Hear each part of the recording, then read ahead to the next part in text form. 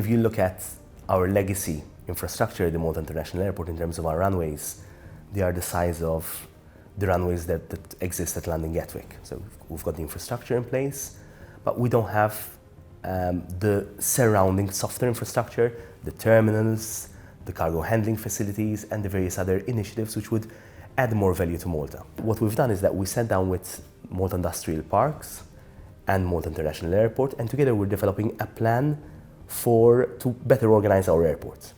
Our airport requires growth, it requires parking facilities for cars, it requires a bigger terminal, which we're working on, it requires dedicated areas for cargo facilities, which potentially could be connected through a tunnel or a dedicated road to the Malta Freeport as well, to ensure that cargo could be intermodal, so you can come by ship, open it up, and then send cargo by air.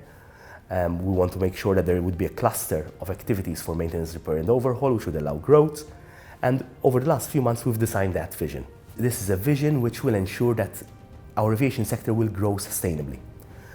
We will ensure that it will grow in a clean manner. So Air Malta and Ryanair, who are our major operators, have both committed to shift to new aircraft over the next 3 years, which will mean significantly lower emissions and noise levels. This is a prerequisite for growth. I think historically, Air Malta created our connectivity to Europe and beyond. Air Malta created our tourism sector. Air Malta has to grow to survive. And I think the mission of Air Malta over the next 2 to 3 years are to focus on the key primary airports in Europe, Middle East, and Africa.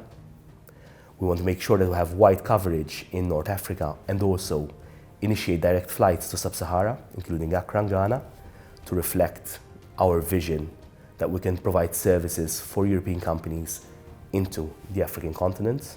And it also reflects the ongoing dialogue on the EU-Africa relations.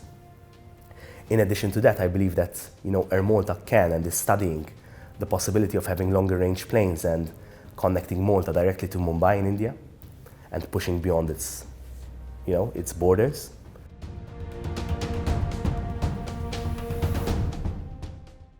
The Air Malta offering is quite different from what Ryanair and Malta Air will offer.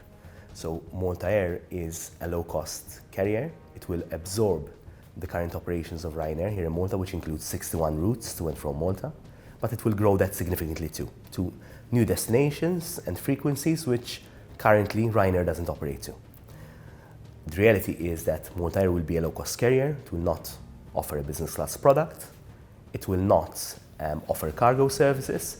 It will be based on the Ryanair model of a quick turnaround, good service at a low cost. And I think it is something that we need for our leisure market. And I believe that the fact that Ryanair has now invested in a Malta-based airline has reduced the risk to the country, the risk of dependency on an airline. Air Malta, on the other hand, is focusing on business class travel.